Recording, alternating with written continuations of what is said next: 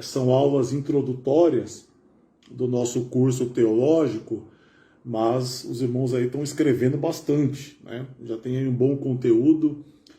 O que são essas aulas, né? Enquanto a gente não está tendo os nossos cultos presenciais, as nossas aulas, no caso presenciais, a gente estamos fazendo essas aulas introdutórias a nível apenas de fazer com que os irmãos se ambientem na questão teológica, né? Como que funciona. Os irmãos estão percebendo que existe uma diferença entre uma aula teológica e uma aula de escola dominical, né? Por exemplo, apesar do conteúdo ser bíblico, de ser uma aula de exposição, a aula teológica ela é continuista, né? A gente continua da onde para e geralmente a gente não consegue fechar o assunto. Escola dominical a gente sempre está modificando o assunto porque são temáticas, né? Então tem essa diferença. Então é apenas a nível de os irmãos se ambientar nessa questão do conteúdo teológico.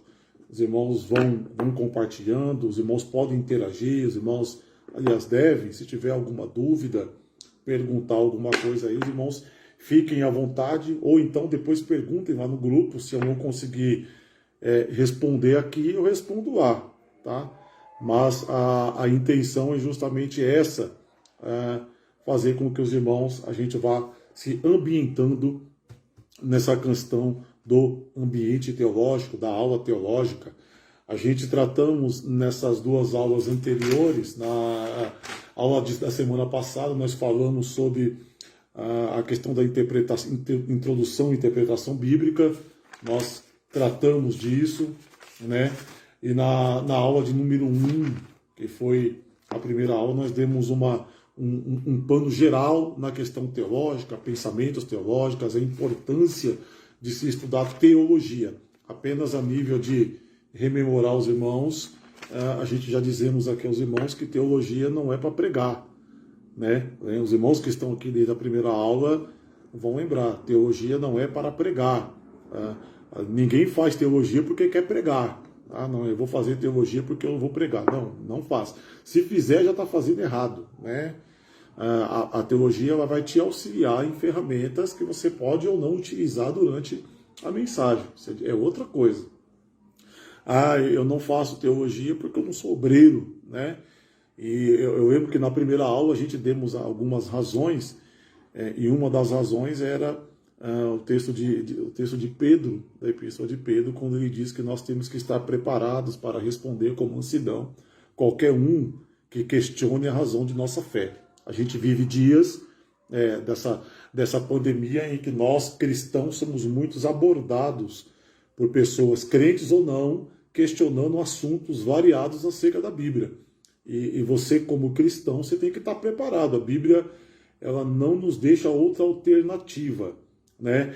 Eu dei até um exemplo um dia desses num vídeo da importância da teologia. Eu fiz um vídeo, uma pequena reflexão do rapaz que vai até a igreja. O pastor percebe que ele está cabisbaixo, meio triste, e vai perguntar para ele o que ele tinha, né?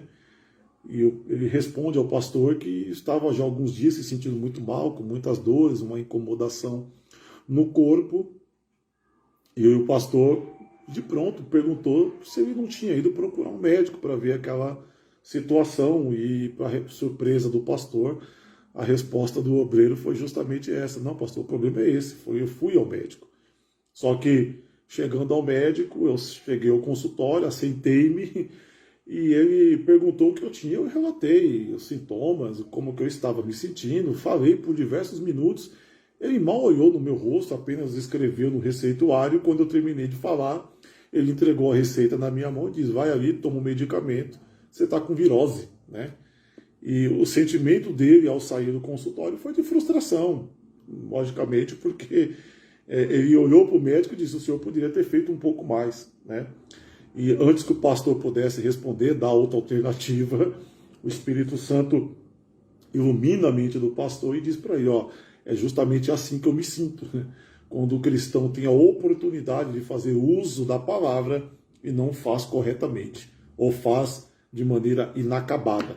A teologia, ela vai nos auxiliar justamente a ter essas ferramentas em nossas mãos, justamente para a gente possamos explanar, explicar e responder a qualquer um que nos pede razão da esperança que há em nós. Tá bom, gente? Aula de número 3, vamos lá. Caneta na mão, caderno, revelação, inspiração e iluminação. Após essa aula, essa introdução, apenas de forma introdutória, a gente vai trabalhar um texto. Né? Toda semana a gente joga lá no grupo 2 opções. A mera questão de mostrar aos irmãos como que a teologia ela nos auxilia na questão da interpretação das Escrituras. Então, essa é a intenção, pegar um texto.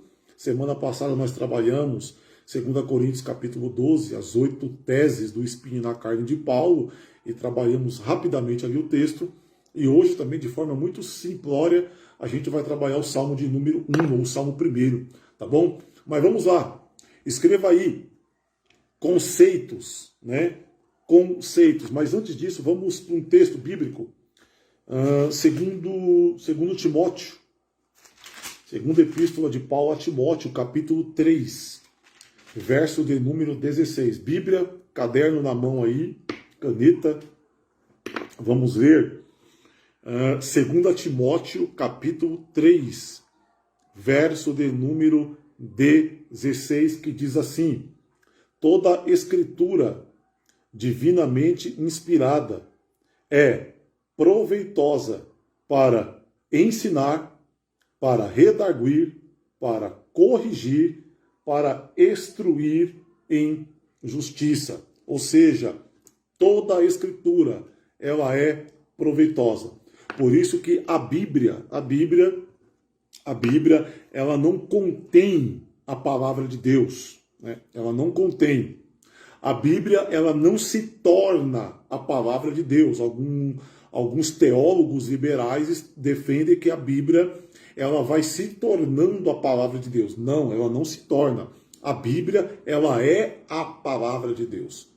Toda a Escritura, ela é divinamente inspirada. Ou seja, a Bíblia, ela não contém, a Bíblia, ela não se torna a palavra, a Bíblia, ela é a palavra, a própria palavra de Deus. Toda a Escritura, ela é divinamente inspirada. Então, hoje nós vamos trabalhar esses 3 conceitos em relação à Bíblia. O que é inspiração, o que é revelação e o que é iluminação.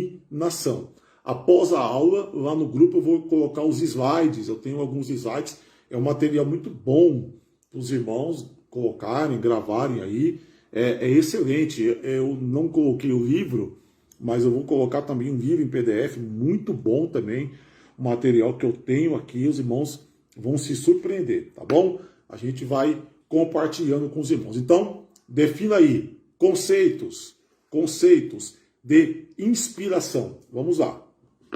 Nós vamos trabalhar de forma bem rápida hoje, revelação, inspiração e iluminação. Escreva aí, primeiro, conceito do que é inspiração. Do que é inspiração. Coloca aí conceito, coloca uma seta, inspiração e coloca uma referência bíblica. A gente vai trabalhar sempre com a questão de referência bíblica. 1 Coríntios, capítulo 2.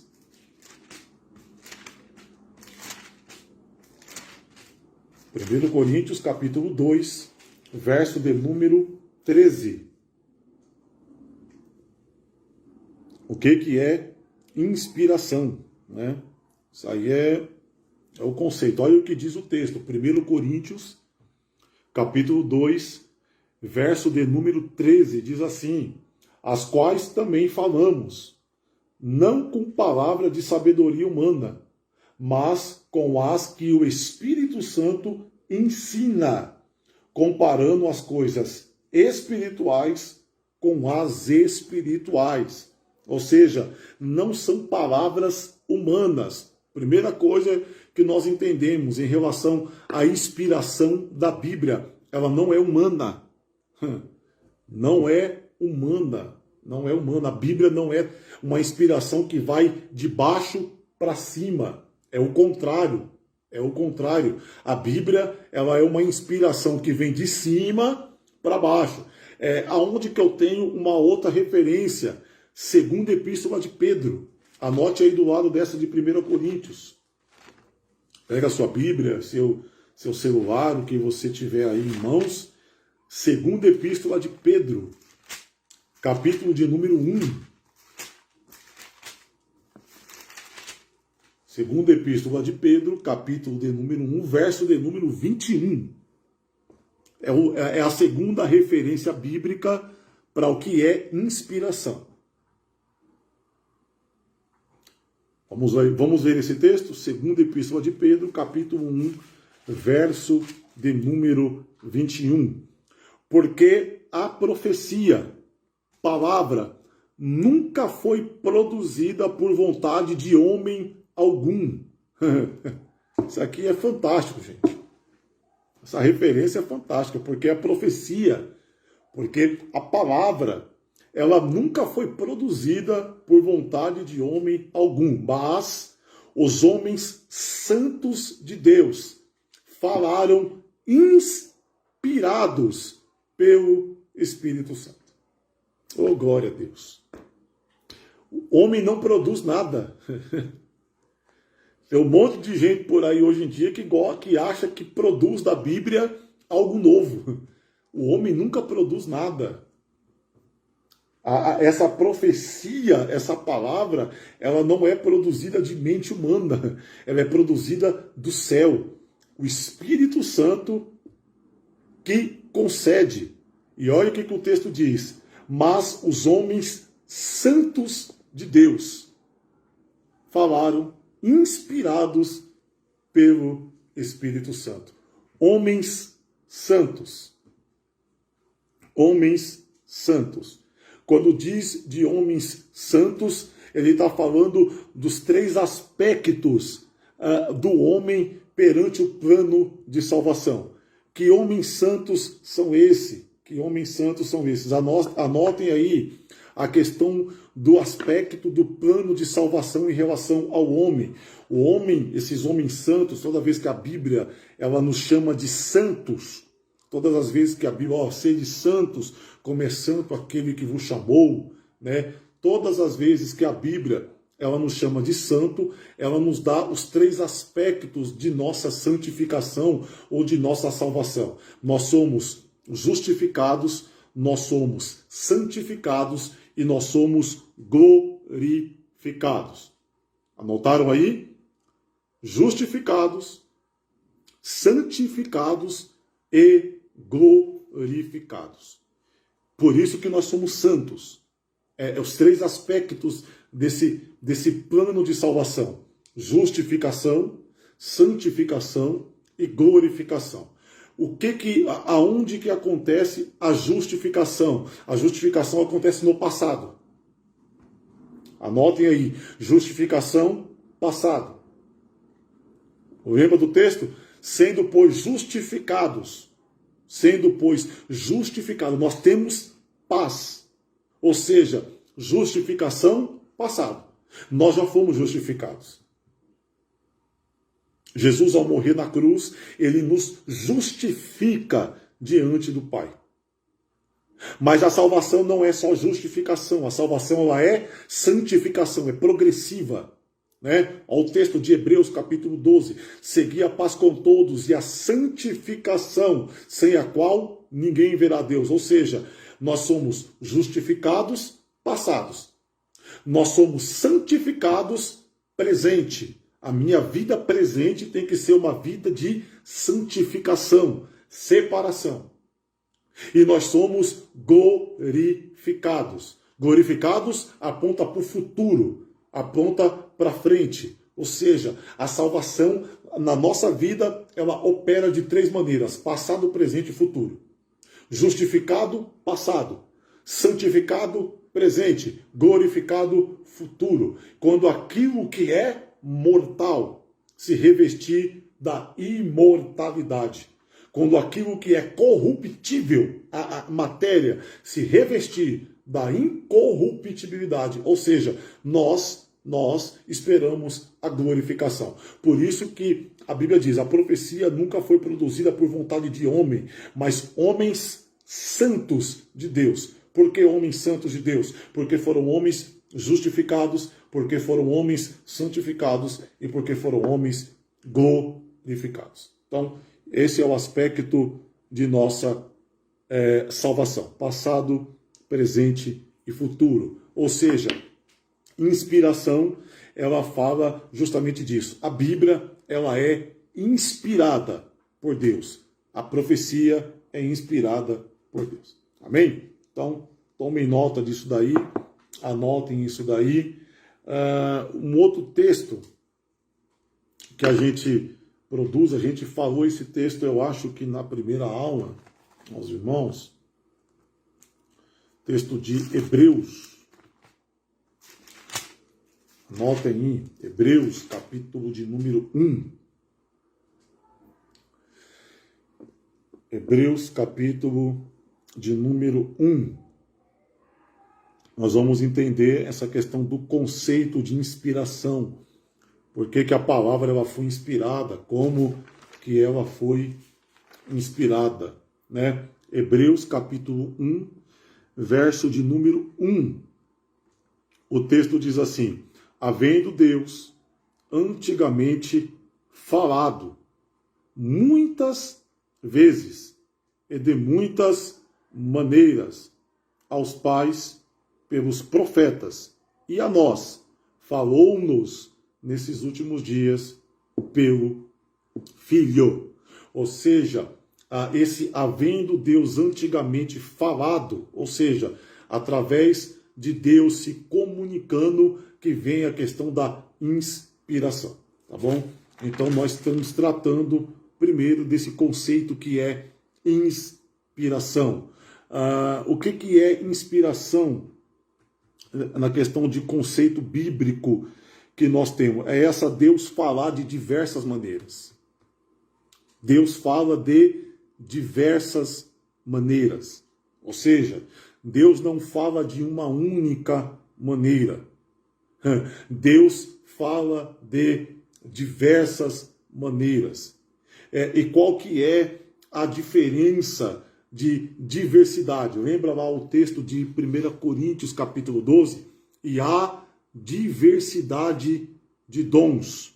Ou seja, diversidade de dons, ou seja, é Deus se manifestando de várias maneiras. Porém, o texto diz, mas o Espírito é um só.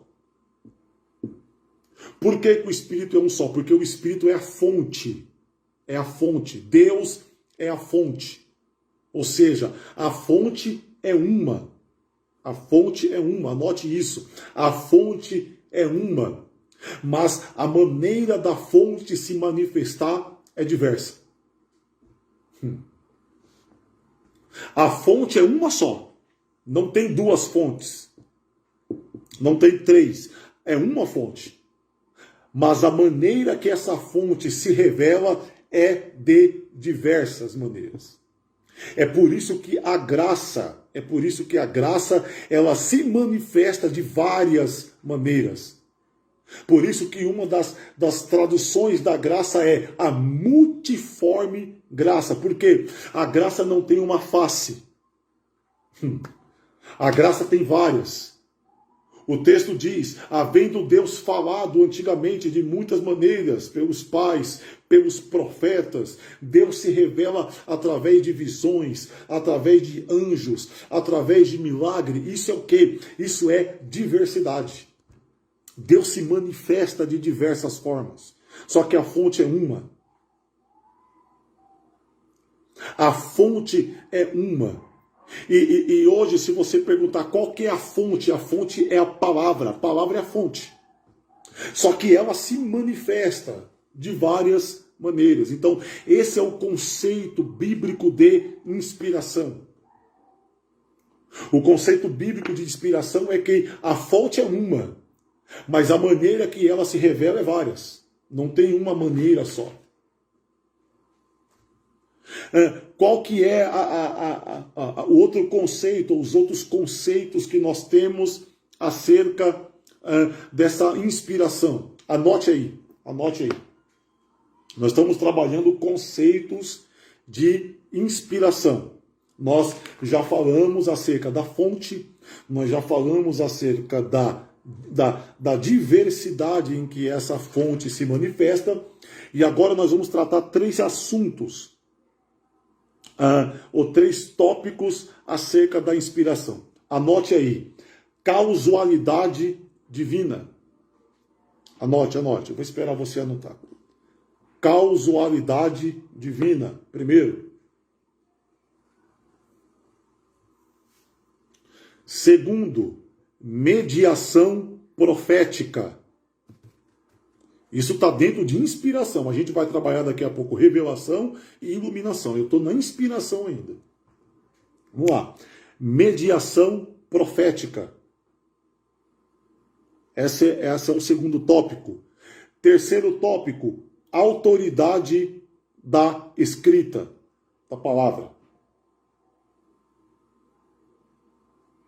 O que é, anotaram aí? Vamos lá, vou repetir para vocês anotarem. Causalidade divina, mediação profética, terceiro, autoridade da escrita, da palavra. 3 conceitos, e aí eu encerro a questão da inspiração. O que é causalidade divina, num conceito da inspiração da palavra? Causalidade tem a ver com causa. Causalidade tem a ver com causa. E nesse caso, a causa é Deus. Tudo está ligado a partir dele. Na questão de causalidade divina, causalidade tem, puxa uma chave aí, causalidade tem a ver com causa. E no caso da inspiração divina, causalidade é Deus. Tudo é a partir dele. Deus é o elemento central de todas as coisas. Ele é a fonte de tudo. Tudo está ligado nele, tudo é dele. É o texto que diz lá de Romanos, capítulo 11. Romanos, capítulo 11. O apóstolo Paulo diz, verso de número 36, porque dele e por ele e para ele são todas as coisas. Deus é a fonte, Deus é a causa. Não existe outra causa, não existe outra fonte, não existe outro meio, ele é o princípio. Tudo vem dele. Na questão de inspiração da palavra, nós temos que acreditar, nós cristãos, nós temos que acreditar que a causa é ele. Na criação, tudo veio dele. O elemento divino sopra, né? Sopra no homem, ou seja, o elemento divino causa, impacta o elemento humano. Então, o primeiro tópico de inspiração divina desses 3 é causalidade divina, que significa tudo é dele, vem dele, é para ele, é isso. Segundo, mediação profética. Porque da onde que essa inspiração vem? Por onde que ela passa? Qual que é o canal que liga a inspiração até o produto final? É a mediação. Na questão da mediação, a gente trabalhou isso na aula passada, na questão da mediação, não pode ficar só na causa, tem que ficar também na questão da inspiração, não pode ficar na causa, tem que ficar na mediação. Alguém tem que mediar isso. E quem mediou isso foram os profetas. Ou seja, é Deus comunicando. Existe uma palavra teológica, anote aí, depois eu vou colocar o slide, que se chama teopneustos. Teopneustos, né? T-O-T-H-O, tel de teologia, pneustos. É Deus soprando. Como que foi a inspiração para se escrever, para se falar, para se pegar as escrituras e deixar ela do jeito que é? É o theopneustos, é a inspiração, é Deus soprando. Deus pegou um homem e sopra. O que Deus sopra? Deus sopra a palavra. E o interessante é que esse sopro de Deus em homens, é por isso que a Bíblia, ela é fantástica, porque Deus, ele sopra, ele inspira homens, e essa inspiração divina não anula a personalidade do homem que escreve. Porque quem escreveu a Bíblia, os homens que escreveram, os autores da Bíblia Sagrada, eles tinham as suas características, eles tinham as suas literaturas, a sua forma literária, a sua poesia de escrever. Ou seja, não era um transe, não era uma hipnose.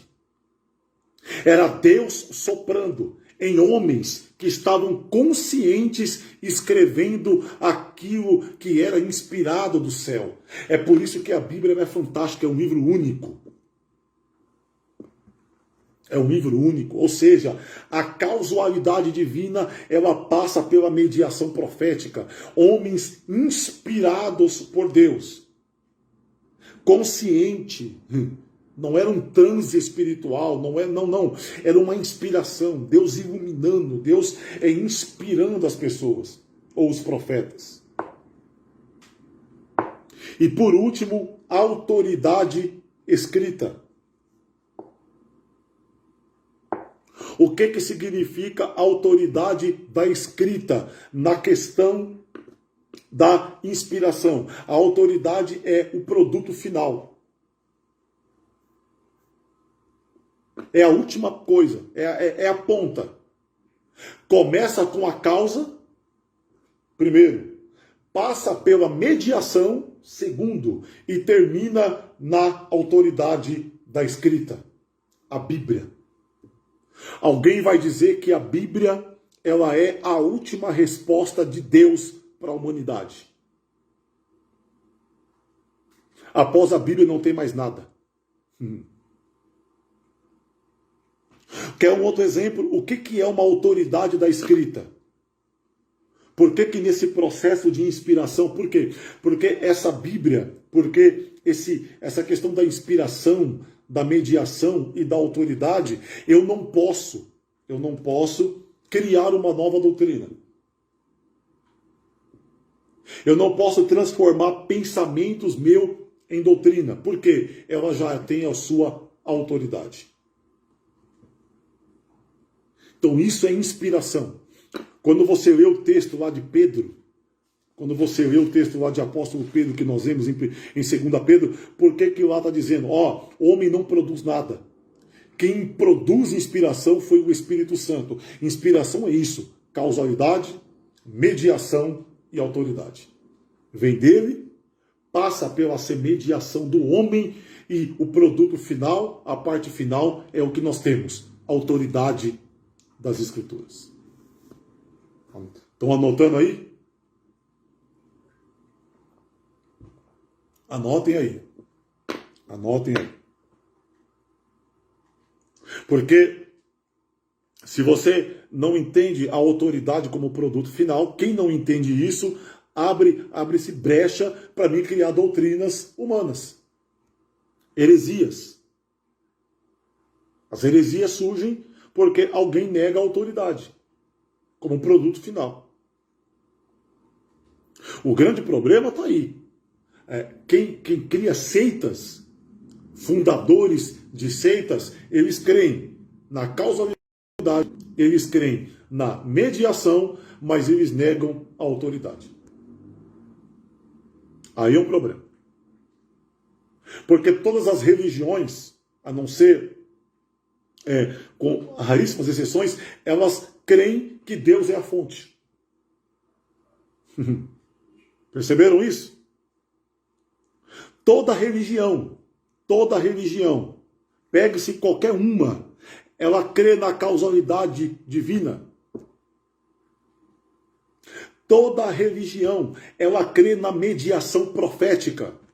Os muçulmanos têm Maomé como profeta, O budismo tem. Todas têm a mediação. Só que a maioria que são seitas, ou todas que são seitas, negaram a autoridade. E quando se nega a autoridade das escrituras, se cria seitas. A Bíblia não tem espaço para se criar outra doutrina. Não é. Escute isso, isso aos pregadores, aos ensinadores. Não é eu que tenho que influenciar o texto. É o texto que tem que me influenciar. Segundo, vamos lá, revelação. Tratamos da inspiração. Vamos tratar agora da revelação. Parece que inspiração e revelação são as mesmas coisas, mas não são.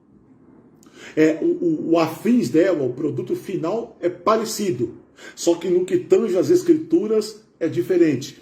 Inspiração é uma coisa, revelação é outra. O que é revelação? Revelação, anote aí, o que é revelação? Isso na questão da Bíblia. O que é revelação? Revelação é a atividade de Deus em se dar a conhecer. É Deus se fazendo conhecer. Inspiração é diferente. Inspiração é a capacidade sobrenatural de alguém receber, de alguém discernir, de alguém interpretar e transmitir a verdade que foi revelada. Isso é inspiração. Revelação é o próprio Deus que se faz conhecer. É um véu que se descortina. É o véu que se rasga. É Deus se revelando através do Filho. Isso é revelação. Na revelação, Deus não precisa de mediador. Na revelação, o próprio Deus se revela. Isso é revelação. É Deus se revelando. Lá no Éden, Deus se revela. Lá no Éden, ele não precisava de mediador. Era ele, Adão. Oh, glória! Cadê você, Adão? Na variação do dia, Deus se revelava. É isso aí. Revelação é a atividade de Deus em se dar a conhecer. É o próprio Deus se fazendo conhecer. Isso é revelação. É diferente de inspiração. Porque na inspiração é uma capacidade que o Espírito Santo dá. É sobrenatural. É do céu. De alguém receber, discernir, interpretar e transmitir aquilo que foi revelado. Isso é inspiração. Eu recebo, eu discerno, eu interpreto e eu vou transmitir. Estou sendo inspirado pelo Senhor. O Espírito Santo está me inspirando. Revelação, ele não precisa de ninguém. Ele se revela. Qual que é uma outra referência que eu tenho de revelação? Quando Jesus se batiza. Lembra lá do texto? Quando Jesus desce as águas lá no Rio Jordão, o que a Bíblia diz? O céu se abre. O Espírito, a pomba, ela desce. A voz do céu revela. Esse é o meu filho amado. Deus se revela. Ele não precisou de ninguém para fazer aquilo. Ele mesmo falou. Qual que é o outro conceito de revelação? O próprio Cristo. Cristo é talvez o maior conceito de revelação que nós temos nas Escrituras Sagradas. Porque olhando para Jesus, nós estamos vendo Deus se revelando. É por isso que lá ele diz para Filipe, quem vê a mim, vê o Pai. Glória a Deus. Quem vê a mim, vê o Pai. Porque eu e o Pai, nós somos um. Ou seja, em mim, em Cristo. É por isso que Paulo vai dizer, ele é a plenitude de todas as coisas. Está em Cristo. Cristo é a principal revelação de Deus. É Deus se revelando para a humanidade. Isso é revelação. É Deus se fazendo conhecer. É Deus se dando a conhecer. Ele não precisa de mediador para isso. Isso é revelação. Notaram aí? Inspiração, revelação. E agora nós temos a questão da iluminação. Nós temos a questão da iluminação. Vamos trabalhar 3 textos de inspiração, de revelação e de iluminação. E vamos para o Salmo 1. Eu disse que a aula hoje não era demorada.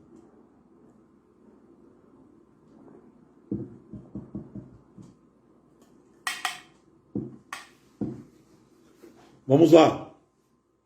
Revelação. Revelação. Gênesis capítulo 17. Eu não vou ler todos os textos, você apenas anote aí. Gênesis capítulo 17, versículo 7. Esse é o conceito de revelação. Deus revela. No caso, foi Deus revelando a Abraão. Ele não precisou de mediador. Ele mesmo revelou. É uma aliança que Deus faz com Abraão. Gênesis capítulo 17, verso de número 7. Esse é o conceito de revelação. Texto bíblico, conceito de inspiração. Um primeiro texto nós já lemos, 1 Coríntios capítulo 12, capítulo 2, referência bíblica de inspiração. 1 Coríntios capítulo 2, versículo 13.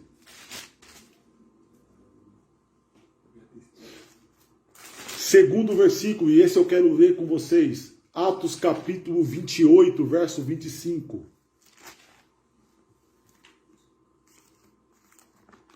Segunda referência bíblica para inspiração. Atos dos Apóstolos, capítulo 28, verso de número 25.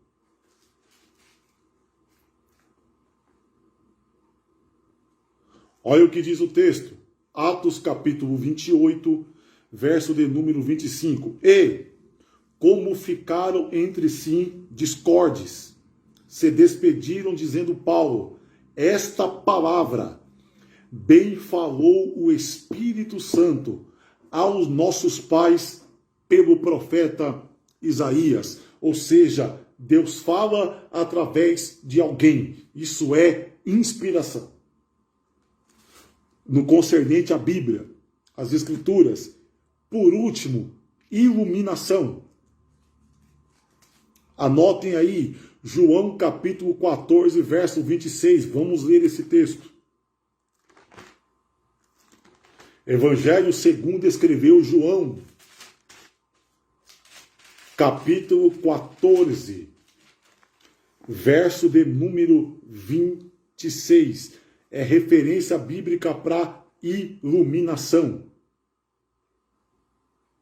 Olha o que diz o texto. Mas aquele Consolador, o Espírito Santo, que o Pai enviará em meu nome, vos ensinará todas as coisas. Olha o que diz. E vos fará lembrar de tudo que eu vos tenho dito. Iluminação. O que é iluminação? É o Espírito lembrando. Iluminação é o Espírito lembrando o que ele disse. No que tange as Escrituras, nós temos inspiração, nós temos revelação e nós temos iluminação. Para me encerrar, qual que é a diferença desses três? Qual que é a diferença? Porque inspiração e revelação já foram fechados. Não tem mais inspiração. Não, no que tange as Escrituras, não existe mais revelação. O que tinha que ser revelado já foi. Pega o Apocalipse. Pega lá as últimas palavras de João, né? Lá no fechamento daquilo que nós chamamos de Bíblia, do cânon, né? Olha o que diz a revelação de João, o que ele fala lá, ó, porque eu que testifique todo aquele que ouvir as palavras da profecia deste livro, e se alguém lhe acrescentar alguma coisa, Deus fará vir sobre ele as pragas. Ou seja, no que tange a revelação, no que tange a inspiração, acabou. Não tem mais nada para ser revelado. Não existe nada para ser inspirado. Já foi. Professor, o que sobra hoje? Sobra iluminação. Sobra iluminação. Hoje nós somos iluminados. Hoje você lê. Quando você vai falar, o Espírito Santo te lembra. Ó, é isso. Ó, glória. Hoje só tem iluminação. Quem é que dá a iluminação do texto? É o Espírito. O próprio Jesus disse isso. E o Espírito Santo, o outro Consolador, ele vos fará lembrar de tudo que eu vos tenho dito. Ou seja, não tem segredo. Você lê, você medita, o Espírito lembra. Acabou. Isso é revelação, isso é inspiração, isso é iluminação.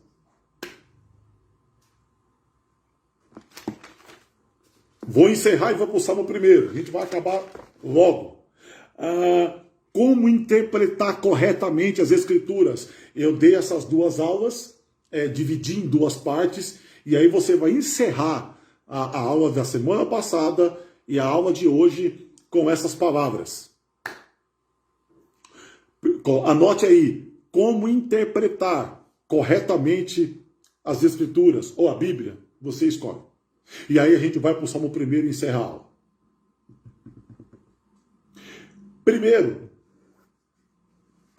anote aí, como interpretar corretamente a Bíblia. Primeiro,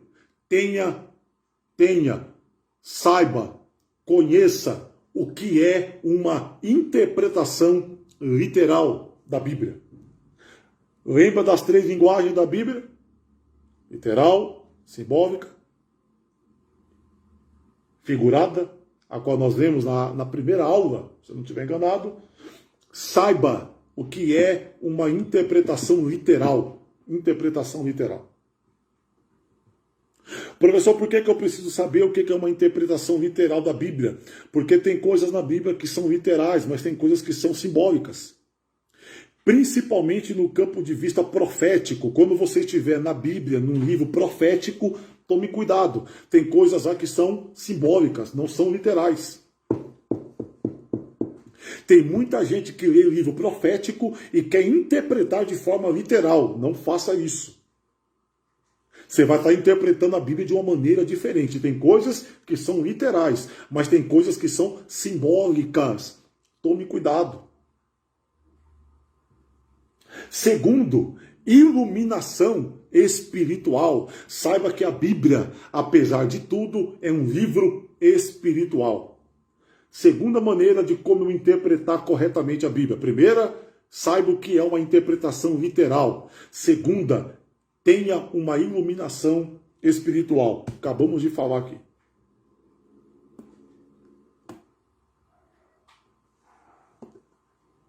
Terceiro, princípios gramaticais. Princípios gramaticais.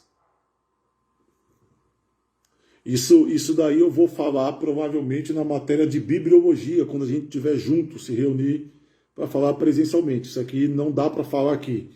Princípios gramaticais. Quer ver um princípio gramatical na Bíblia? Vou dar um exemplo aqui. Eu não ia falar, mas eu vou falar. Olha como se é importante interpretar, ter esse princípio gramatical. Jesus na cruz, no Calvário, um dos ladrões olha para ele e repreende o outro, dizendo: nós estamos aqui porque pecamos. Esse homem aí é justo. O que que Jesus diz para ele? Na verdade, eu te digo, hoje mesmo estarás comigo no paraíso. Isso dá uma briga. Por que que está uma briga? Porque se interpreta de forma gramaticalmente errada. Porque naquele dia Jesus não foi ao paraíso. Agora pegou. Como que Jesus olha para o ladrão e diz, na verdade, eu te digo que hoje mesmo estarás comigo no paraíso. Jesus não foi no paraíso aquele dia. Ele não foi no paraíso. Pedro vai dizer, Paulo vai dizer que ele vai até as regiões, e ele vai pregar os antediluvianos, lá não era paraíso.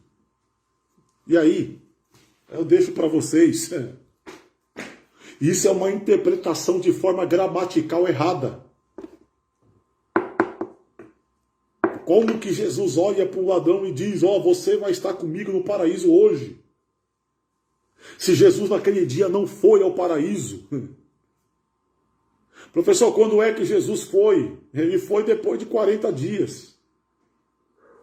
Ele andou depois de 40 dias, Atos capítulo 1, ele subiu ao céu. E aí ele chegou lá. Mas naquele dia ele não foi ao paraíso. E aí? Isso aí é uma interpretação gramatical errada. Na verdade, uma vírgula no texto, no original, faz a diferença. Na verdade, ali, isso aqui eu vou dar de lambuja. Isso aí eu ia falar apenas na aula particular que nós vamos ter quando voltarmos. Mas, na verdade, a interpretação correta é, na verdade, eu te digo hoje, vírgula, estarás comigo no paraíso. Jesus faz uma promessa.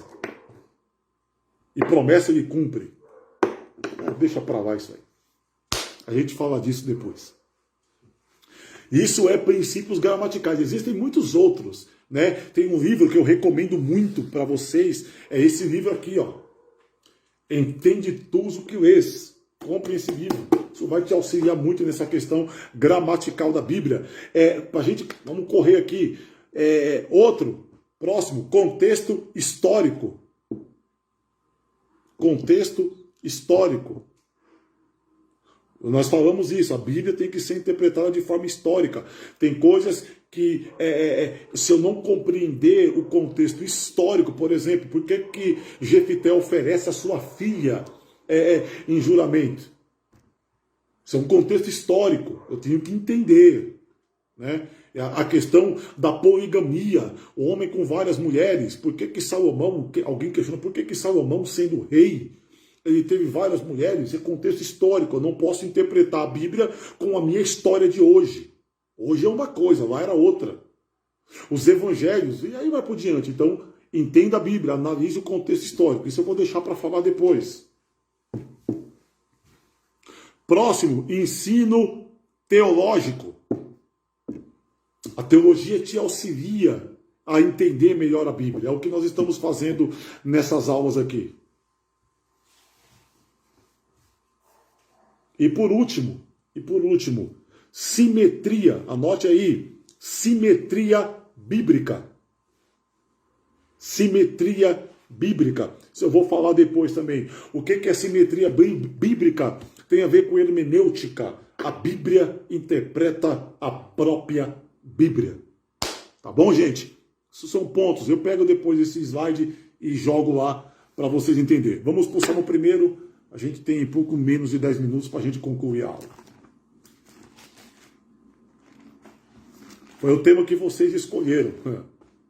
Eu não dou a minha opinião lá, mas foi o tema que vocês, ou a maioria, escolheu lá no grupo lá, tá bom?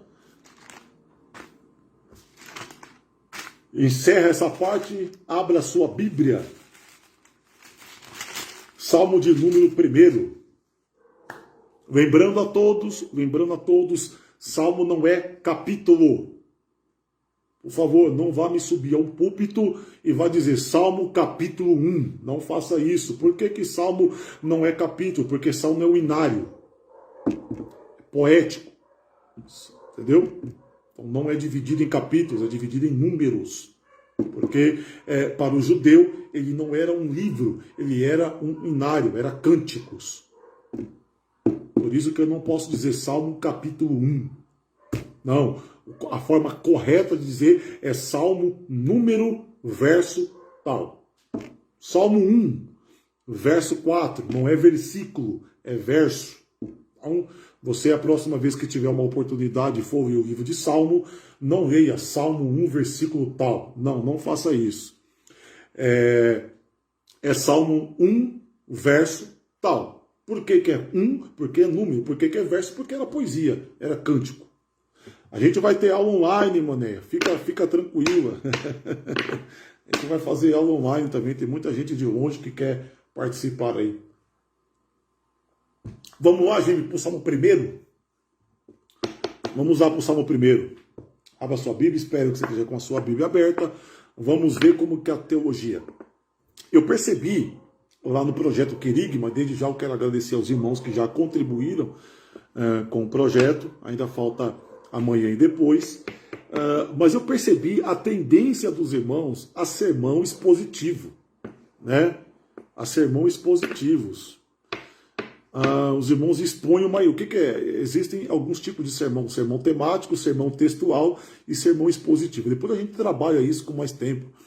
Mas eu percebi a tendência, eu ouvi todos os áudios mais de uma vez, e eu percebi que os irmãos têm uma tendência a fazer ou a pregar um sermão expositivo.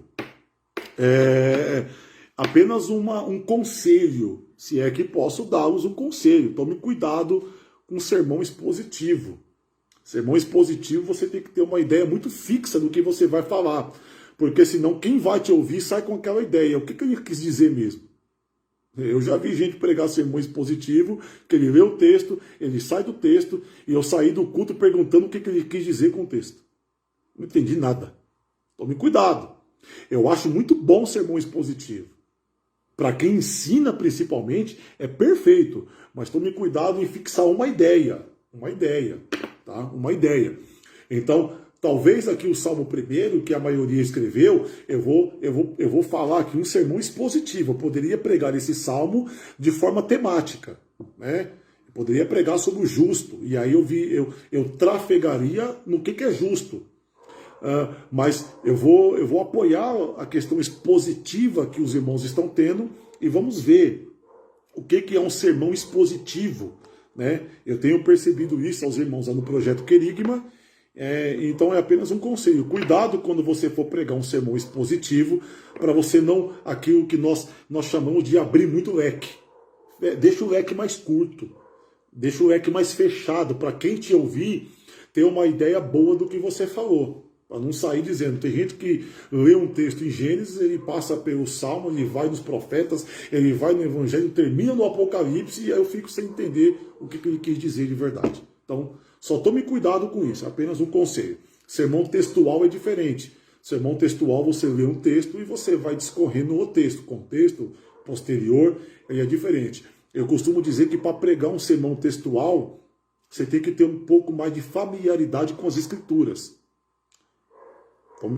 Para você pregar um sermão temático é tranquilo. Talvez é o mais simples que se tem de se pregar, é o sermão textual, porque você tem um texto, você não precisa se apoiar no texto, você apenas lê o texto. Você não precisa se apoiar naquele texto para você pregar. Então é diferente, sermão textual. Por exemplo, eu vou pregar sobre salvação, por exemplo. Eu vou lá em Hebreus capítulo 2, que diz lá, se nós atentarmos, se nós negligenciarmos uma tão grande salvação. Então, eu pego um sermão temático e ali eu vou discorrendo sobre salvação.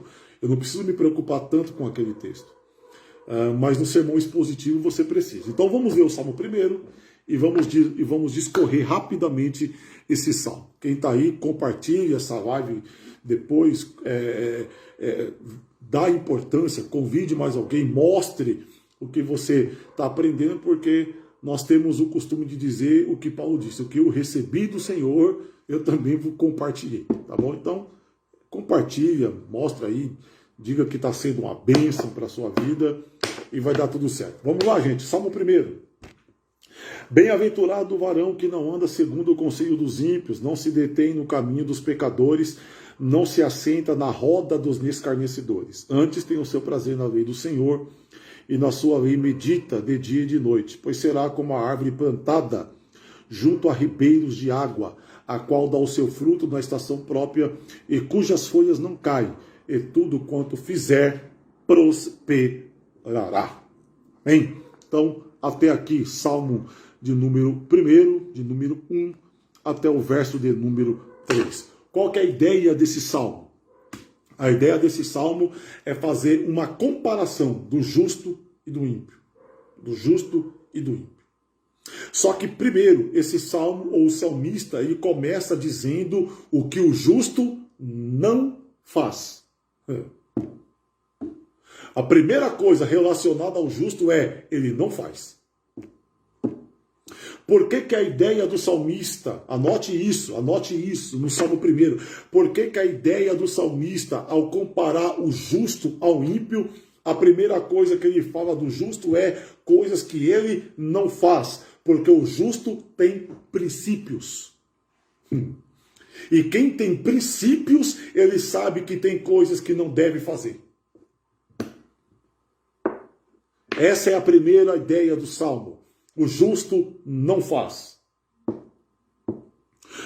Como é que eu trafego nesse Salmo? Quando é que eu ando por esse Salmo? Bem-aventurado o homem, o varão, que não anda. Ou seja, a primeira coisa que o justo ele tem em comparação é, eu sou justo. E porque eu sou justo, tem algumas coisas que eu não posso fazer. Eu tenho princípios. O que o justo não faz? Ele não anda. Ele não se detém. Ele não se assenta. Escreva isso. Não anda, não se detém ou não se demora e não se assenta. Eu vou esperar você escrever. Para quem prega aí, isso aqui é um esboço. Anota aí. Eu disse aqui no início que eu não iria dar esboço, né?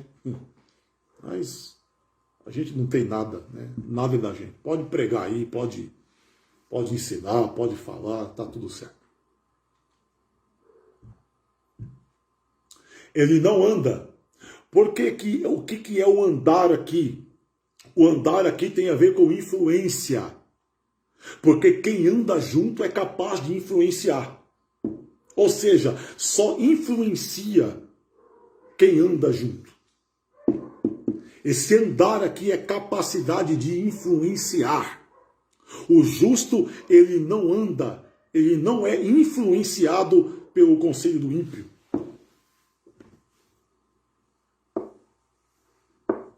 Abre uma janela aí para Daniel na Babilônia. Estava na Babilônia, mas não era influenciado pela Babilônia. É justo. Bem-aventurado o homem, o varão que não anda segundo o conselho dos ímpios, ou seja, ele não é influenciado, ele influencia. Segundo, ele não se detém, ele não se demora. E é interessante que aqui não há uma proibição. Aqui é uma orientação do justo. Por quê? Porque nós vivemos no mundo, no contexto social. Tem muita gente que diz, não, crente não pode se relacionar com pessoas ímpias. Não é que ele não pode se relacionar, ele não pode se demorar. Agora vai pegar. Ele não se detém. Olha o que diz o texto. Ele não se detém no caminho, ou seja, ele estabelece limites. Ele não é tolerante. É por isso que na igreja lá de Tiatira, uma das coisas que o anjo, que estava contra o anjo, é, tenho porém contra ti que toleras Jezabel. O que é tolerar Jezabel? É permitir que Jezabel tenha acessos. O justo estabelece limites, ele convive, ele está no meio de pessoas ímpias, mas ele tem limites. Daqui você não passa. Daqui você não adianta, porque eu tenho princípios, eu sou justo. Eu até posso me relacionar, eu até posso conviver, mas na nossa convivência eu tenho que mostrar que você tem limites. Eu tenho limite aos meus acessos. Lá naquela igreja, Jezabel mandava, ela tinha limites, e Jezabel ali não era uma figura feminina, era um conceito que havia naquela igreja, que as pessoas tinham acesso ilimitado em todos os lugares. O salmista está dizendo: o justo, ele não se detém no caminho, ele tem limites. Terceiro, não se assenta na roda dos escarnecedores. Alguém vai dizer que roda de escarnecedor é a última porta antes do inferno. Ele não se assenta, ele não para. Isso são coisas que o justo não faz. Mas aí o salmista vai dizer: mas tem coisas que ele faz. Mas tem coisas que ele faz. O que o justo faz? Ele tem prazer na lei do Senhor. Ele tem prazer na lei do Senhor. Ter prazer é amar a lei. Ter prazer é amar a lei. Ter prazer é amar. E quem ama a lei tem livramento. Quem ama a lei, quem ama a palavra, tem livramentos. Quem ama a palavra, Deus poupa de muitas coisas. Às vezes o decreto está dado, destruição, mas às vezes Deus fala: não, eu vou poupar essa pessoa, porque ele ama a lei. Deixa pra lá. É por isso que Davi, alguém pergunta: professor, por que Davi não morreu? Segundo a lei de Moisés, Davi era para ser morto. Ele adulterou. Ele cometeu um homicídio. Por que ele não morre? Ai, meu Deus do céu. Aí você vê o salmista: escondi a tua palavra. Cria em mim, ó Deus, um coração. Ele amava a lei. Deus, olha, Deus, eu poupo. Quem ama a lei, por algumas vezes eu poupo. O justo ama a lei. Vamos lá, para a gente encerrar. Já estou encerrando. E aí ele vai comparar: ó, antes tem o seu prazer na lei, pois será como árvore. Pois será como árvore. Grife aí, árvore. Por que ele é uma árvore? Porque a árvore, ela é mediadora. A árvore, ela é mediadora. A árvore, ela tanto cresce para baixo ou para baixo, tanto ela cresce para cima. Mediadora. Ela tem raiz, mas ela também tem um alvo. Isso é o justo. O justo tem raiz, mas o justo tem um alvo. Ele cresce para baixo, mas ele cresce para cima. Ele tem um alvo. O justo, ele é, porque quando fala de raiz, fala de constante. O justo é constante. Quando você olhar para alguém que essa pessoa não é constante, é porque ela está com problema na raiz. O problema está na estrutura. O justo não. O justo, ele é comparado a uma árvore. A árvore, ela cresce para baixo, ela tem raiz, por isso que ele é constante. No que tange a questão de árvore, as pessoas se preocupam ou as pessoas olham muito para os frutos. Porque fruto é aparente. Fruto é para se mostrar, mas na questão da árvore, o importante não é fruto. Fruto é consequência, o importante é a raiz. Será como uma árvore.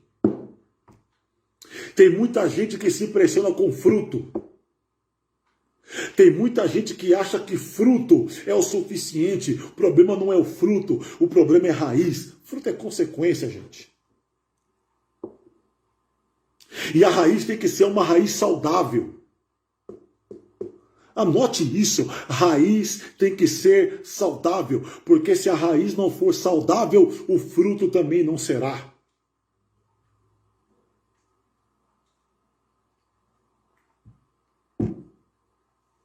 E aí, eu vou correr aqui. As pessoas hoje, elas têm mania de criticar fruto, quando na verdade o problema está na raiz. Queremos resolver o problema da árvore no fruto. O problema não é o fruto, gente, o problema é a raiz. Por que as pessoas querem resolver o problema de uma árvore no fruto? Porque o fruto é aparente, é mais fácil, é mais simples de se mexer, de se tratar. Quando na verdade nós temos que tratar a raiz e mexer na raiz é na estrutura, é difícil. Gera dor, gera incômodo. Mas Deus está falando, o justo é como uma árvore, a sua raiz é saudável. Para mim encerrar, pois será como uma árvore plantada. Plantada, anote aí, plantada. Por que é uma árvore plantada? Aqui o salmista queria fazer uma diferença de árvore plantada para árvore silvestre. Árvore plantada, árvore silvestre é uma árvore que cresceu, porque alguém jogou a semente. A árvore plantada, ela é cultivada. Ela é colocada lá por alguém que está cultivando ela, coloca no lugar certo, no lugar a quem está cultivando quer. Esse é o justo. Ele não é jogado para qualquer jeito, ele é plantado no lugar certo. Plantado também tem a ver com mudança. Meu Deus do céu. Plantado também tem a ver com transformação. Ou seja, o justo, ele é lançado de um lugar para o outro. Mas quem lança é quem cultiva. Isso é ser justo. Ele é plantado. Por que o justo é plantado? Vamos lá na Bíblia. É Deus falando com Abrão. Abrão, eu vou mudar o seu nome. Você chama Abrão, eu vou te chamar a partir de agora de Abraão. Por que Deus muda o nome de Abraão? Porque o nome de Abraão é pequeno, mas a promessa é grande. Nome pequeno, promessa grande. Deus precisa equilibrar, aí Deus muda. Aí Deus planta. Todas as vezes que Deus muda alguma coisa, é porque Ele está equilibrando a nossa vida. É porque Ele está colocando as coisas no lugar. Então não reclame de mudanças vindo da parte de Deus. Todas as vezes que Deus muda, Ele equilibra. Meu Deus do céu.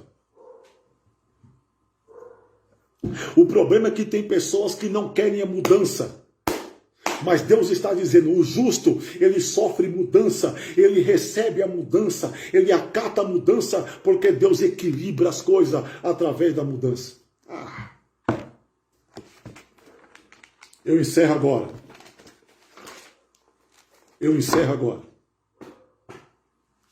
Quando fala de justo, fala da árvore.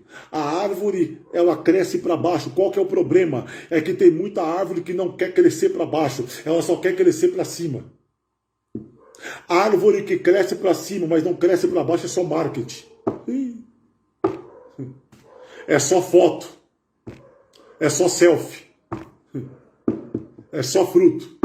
Só aparece. Mas o justo, ele cresce para baixo.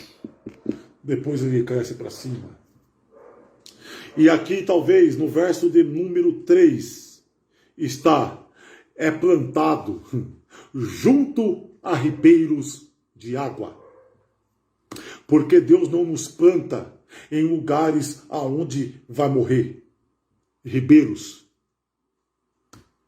Junto a ribeiros de água. Por quê? Porque plantado junto aos ribeiros de água significa que o justo está sendo plantado aonde Deus rega a sua raiz. Não, a árvore aqui, ela não dá fruto porque ela quer, ela não dá fruto porque ela pode, ela não dá fruto porque ela é boa, ela não dá fruto porque ela é bonita, ela dá fruto por causa do ribeiro. Se o ribeiro se secar, a árvore morre. É por isso que a gente não somos nada. É por isso que o justo, ele não é nada se não for o ribeiro.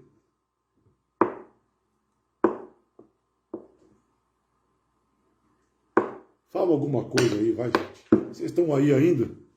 Já foram dormir? Eu estou encerrando a live já.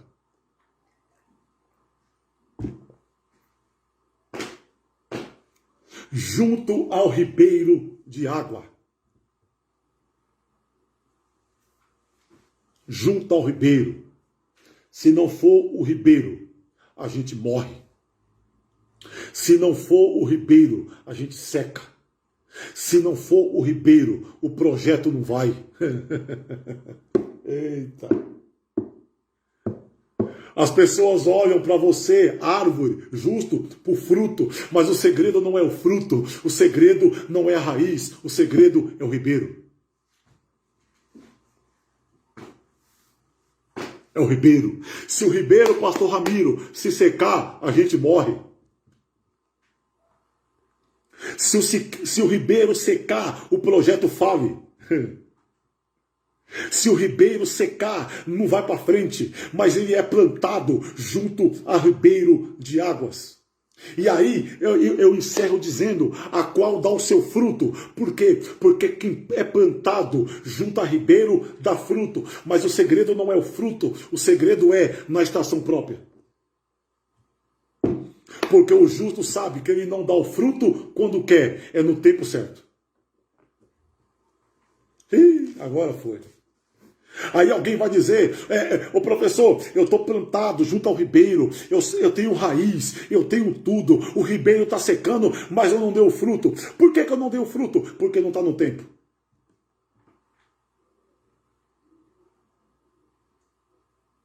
Porque não está no tempo.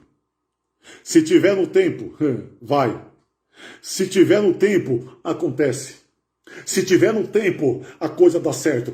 Você pode ser justo, pode estar plantado, pode estar sendo regado, mas não é a estação própria.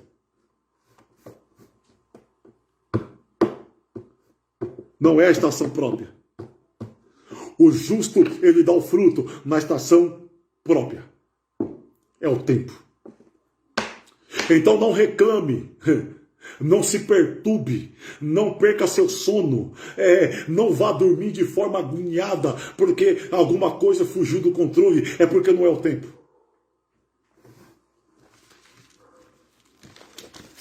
É porque não é o tempo. Quando for o tempo, acontece. Quando for o tempo, dá certo. Eita. Isso aí é o Salmo 1. Se a gente vai trafegar, eu trafegaria por essa linha de pensamento. Gente, Deus abençoe. Chegamos ao final da aula. Espero que você tenha anotado os slides. Eu vou deixar aí para vocês anotarem depois. A gente vê aí, eu não sei como que vai ficar essa questão das restrições ainda, mas a gente vai, ao longo da semana, vendo a possibilidade de marcar um novo encontro. Compartilhe com mais alguém. Faça isso. Anuncie o projeto, falamos como o cego que foi curado lá na beira. Quem me curou eu não sei, mas eu sei que eu era cego e agora eu estou vendo. Eu vou falar bem. Então, propague aí, tire aí um momento, compartilhe com mais alguém, convide mais alguém a fazer parte desse projeto. São dias difíceis em que nós estamos vivendo, que somente a comunhão, somente a palavra que nós vamos ter esse refrigério. Então, essa foi a aula de hoje. Que Deus em Cristo continue nos abençoando. Vamos fazer uma oração, como sempre temos feito. Nessa oração vamos orar pelos enfermos, vamos orar por quem está acamado, vamos orar para quem vai precisar passar por algum procedimento, vamos orar para quem está entubado, vamos orar para que a vida entre e a vida em abundância, tá bom? Se você tem um pedido de oração, ore, apresente ao Senhor aí agora. Deus é um Deus de perto, mas também é um Deus de longe. Deus sabe o seu problema pelo nome, pelo endereço. Não se preocupe, tá bom? Oremos, glorioso Deus e eterno Pai. Senhor, nós te louvamos por esse momento na sua presença, pedimos a sua bênção, Pai, sobre os teus filhos, sobre, Deus amado, essas pessoas que estão sofrendo com esse vírus agora. Entre nas UTIs, Senhor Deus amado, entre na semi-intensiva, entre nos pronto-socorro, na emergência. Visita famílias, visita a casa, quarto agora. Entre com a sua mão poderosa, meu Deus amado, curando nesse momento. Deus amado, restaure por completo a saúde de alguém.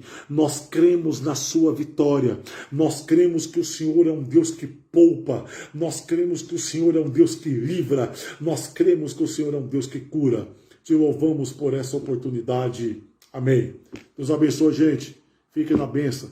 Que Deus em Cristo, através das suas misericórdias, continue te abençoando. Forte abraço.